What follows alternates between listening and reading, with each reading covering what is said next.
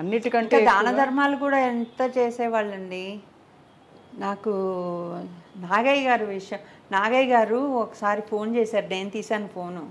అమ్మ నాన్నగారు ఉన్నారా అంటే, నాన్నగారు ఇంకా ఏదో పడుకున్నారో ఏదో అంటే, లేచాక నాకు ఒకసారి ఫోన్ చేయమని అంటే సరే పెట్టేశాక నాన్నగారికి చెప్పాను, నాగయ్య గారు ఫోన్ చేశారు అంటే, ఎందుకు అంటే మళ్ళీ ఫోన్ చేస్తే ఏదో 100 రూపాయలు ఎంత కావాలని అడిగారండి. నాకు చాలా ఇప్పటికీ కూడా ఎందుకు అలా అయిపోయారు వాళ్ళందరూ లాస్ట్లో. ఆ తర్వాత 2-3 రోజులకే పోయారు ఆయన. అయ్యో. అలాగూ గిరిజ గారు, ఆర్టిస్ట్ గిరిజ. అవును తెలుసండి, తెలుసు. అవును, ఆవిడ పొద్దున్నే 7 గంటల టైంలో మా ఇంటికి వచ్చారు, బస్సు దిగి వచ్చి అమ్మ ఉన్నారా అంటే, కూర్చోండి అన్న, బయటే కూర్చోబెట్టారు. లోపలికి వెళ్ళి అమ్మ ఎవరో ఒక ఆవిడ వచ్చారని, అమ్మ బయటకు వస్తే పాత చీర ఏదైనా ఉంటే ఇస్తాను. పాత చీర. అదే నేను అసలు ఇప్పుడు గుర్తొస్తే ఎందుకు వాళ్ళు అంత పతనమైపోయారు, అంత ఇదైపోయారు. అందరూ ఆ తరం అసలు అందరికీ చాలా కష్టం వచ్చేసింది. అమాయకులా ఏంటో తెలియదు. ఎందుకు మొన్నటి వరకు రాజనాల గారు కూడా చాలా కష్టపడ్డారు, ఆర్థికంగా ఇబ్బంది పడ్డారని చెప్పుకుంటూ విన్నాం మేము. నాకు ఎందుకంటే నేను ఎక్స్పీరియన్స్ చేసింది వాళ్ళిద్దరిది. నాగయ్య గారి ఫోన్ నేను రిసీవ్ చేసుకున్నాను, గిరిజ గారిని నేను రిసీవ్ చేసుకున్నాను. నాకు ఆవిడ ఎవరో తెలియక బయటే కూర్చోబెట్టాను. ఎంత కష్టం. బయట బెంచ్ ఉంటుంది మా ఇంట్లో, ఆ బెంచ్ మీద కూర్చోమన్నాను. అమ్మ ఏదో పనిలో ఉంది, బయటకు వచ్చి చూసి ఏంటి మీరు ఇలా వచ్చారని లోపలికి తీసుకొచ్చాను. కాదు, ఎంత కష్టం వచ్చుంటే పాత చీర కోసం బస్సు దిగి వచ్చి డబ్బులు కావాలి, డబ్బులు కాకపోతే ఏదైనా పోనీ బట్టలన్నా అయిపోవాలి. వాళ్ళందరూ ఎందుకు అలాగా అంత దీనస్థితికి వెళ్ళిపోయారు అని అనిపిస్తుంది. లాస్ట్లో మరి ఏంటో తెలివి ఒక దాన్ని ఏంటంటారంటే, దాన ధర్మాలు అవన్నీ సరే ఎప్పుడు బ్యాలెన్స్డ్గా ఉండాలి. డబ్బులు ఎక్కువ ఉన్నా తక్కువ ఉన్నా, నువ్వు ఎక్కువ ఉన్నాయని రెచ్చిపోకూడదు, తక్కువ ఉన్నాయని కుంగిపోకూడదు.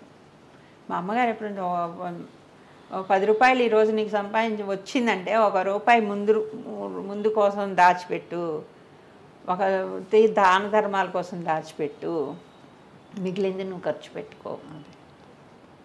అది ఇప్పటికీ పాటిస్తాం. అప్పు చెయ్యకు, అప్పు ఇవ్వకు, అది ఒకటి. సో అవన్నీ ఉన్నాయి కాబట్టి అందరం బాగున్నాం. మేము పిల్లలందరం కూడా వెల్ సెటిల్డ్. కానీ ఆశ్చర్యం కలుగుతుంది, అంత చిన్న వయసులో మాస్టర్ ప్రపంచాన్ని వదిలి వెళ్ళిపోయారు. అప్పుడు పిల్లలందరూ చిన్నవాళ్ళు.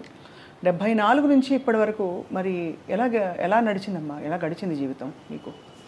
మా అమ్మగారే, అమ్మ నడిపింది మొత్తం. అప్పుడు అందరూ చాలామంది కొంతమంది ఫ్రెండ్స్ కూడా అడ్వైజ్ ఇచ్చారట, నువ్వు ఇక్కడే ముందుకు మెడ్రాస్లో ఇల్లు అది అమ్మేసుకుని ఊరు వెళ్ళిపోవాలి ఇది అని.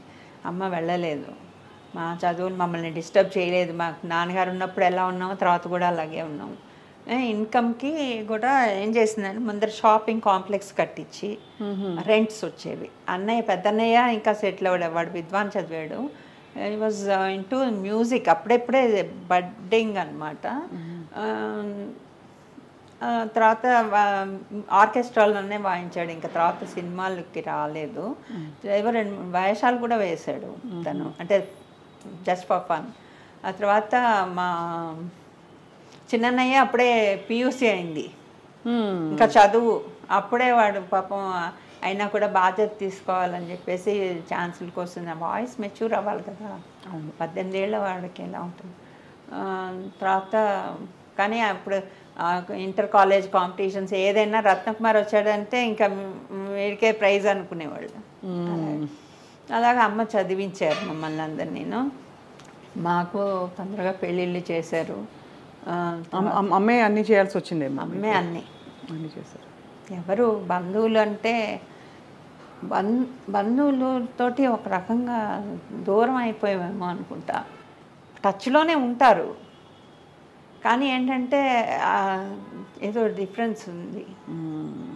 మెడ్రాస్ రావాలి, వాళ్ళు సెలవులు వస్తే మెడ్రాస్ వచ్చేవాళ్ళు కానీ వచ్చి సపోర్ట్ ఇవ్వగలిగినంత ఇది లేదు. అది అర్థమైంది. అప్పుడు అమ్మే మొత్తం తీసుకొచ్చింది, ఇవన్నీ దేనికి లోటు లేదు మాకు, బాగా బాగా మేనేజ్ చేసింది. We have to learn from her.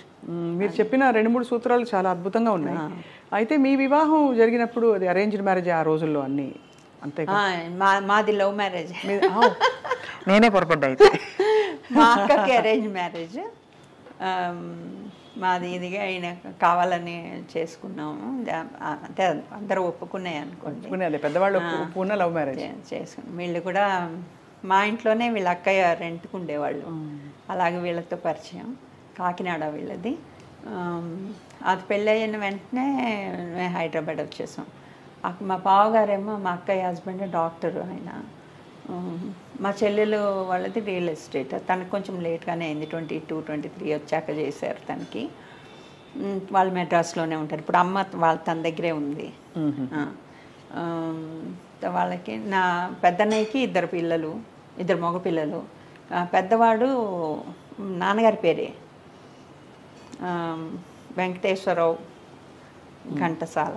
వాడిని ఏమన్నా ఏదో అంటే, నేను తాతగారి పేరు ఇంకా పైకి తీసుకురావాలి అని ఏదో అంటే వాడు అన్నట్ట, ఆయన ఘంటసాల వెంకటేశ్వరరావు, నేను వెంకటేశ్వరరావు ఘంటసాల చాలా విషయం చెప్పారు అలా అని చెప్పాట వాడు. కానీ డబ్బింగ్ థియేటర్స్ పెట్టుకున్నాడు, ఎడిటింగ్ చేస్తాడు. ఈ లైన్లోనే ఉన్నారు. But they are all in touch with film field only. And that has actually ఒక ఫౌండేషన్ సెట్ చేశారు నాన్నగారు. దాంట్లోనే డబ్బింగ్ థియేటర్స్ ఉన్నాయి వాడికి. అలాగూ రెండో వాడు రియల్ ఎస్టేట్ చేస్తాడు. రత్నకుమార్కి 2 ఆడపిల్లలు. పెద్ద అమ్మాయి పేరు వీణా ఇస్ అ డబ్బింగ్ ఆర్టిస్ట్. వాళ్ళ హస్బెండ్ వచ్చి రవికాంత్ పేరేపు అని డైరెక్టరు. మొన్న ఈ మధ్య కూడా బబుల్ గమ్ సినిమా వచ్చింది కదా, అతనే స్టోరీస్. అవును, అది. తర్వాత మా అక్కయ్యకి 2 పిల్లలు, వాళ్ళు ఉద్యోగాల్లోకి వెళ్ళారు. నెక్స్ట్ నాకు 2 అబ్బాయిలు. వాళ్ళిద్దరూ పోస్ట్ గ్రాడ్యుయేట్ ఎంఎస్ అవి చేశారు, అమెరికాలో ఉన్నారు. 2 కూడా డాలస్లో సెటిల్ అయ్యారు. తర్వాత మా చెల్లెలకి 2 పిల్లలు, ఒక అమ్మాయి ఏమో డాక్టరు, అబ్బాయి లాయరు. వాళ్ళు కూడా ఆర్ట్ టచ్లో ఉన్నారు. అది అందరం బాగా సెటిల్ అయిపోయాం. దేనికి లోటు లేదు. బయటికి వెళ్తే రెస్పెక్ట్. నాన్నగారి పేరు ఘంటసాల గారు అమ్మాయి అనగానే లేచి నుంచుంటారు. అది still that is gift. Ghantasala గారి విగ్రహాలు చాలా చోట ప్రతిష్ఠించి ఆయన్ని అంటే దాదాపు ఈ తరం అంటే ఈ గత 100 సంవత్సరాల్లో, గడిచిన 100 సంవత్సరాల్లో ఉండే ఈ అంటే ఒక సంగీతానికి కేర్ ఆఫ్ అడ్రస్ అనే చందంగా వారికి అంత ఆరాధన వారి పట్ల అందరికీ ఉంది. అండ్ అలాగే ఆ పాటలు ఎప్పటికీ మిగులుతాయి కలకాలం. ఖచ్చితంగా ఘంటసాల మాస్టారు ఆయన అంటే రకరకాలుగా అంటారు కదా, ఇంత సంగీత సేవ చేసిన వాళ్ళు స్వరార్చన చేసి భగవంతుడికి మోక్షం వచ్చి బహుశా భగవంతుడి పాదాల వద్దే ఉంటారు అని అనుకుంటారు. మళ్ళీ మళ్ళీ పుట్టాలి ఇలాంటి మహానుభావులు, ప్రపంచానికి ఎన్నో మంచి విషయాలు తీసుకురావాలని కూడా అనిపిస్తుంది స్వార్థంగా. కానీ ఏదేమైనా ఇవాళ ఈ జ్ఞాపకాలు మమ్మల్ని కదిలించేశాయి. సుగుణ గారు, మీకు సాదరంగా నమస్కారాలు. మీ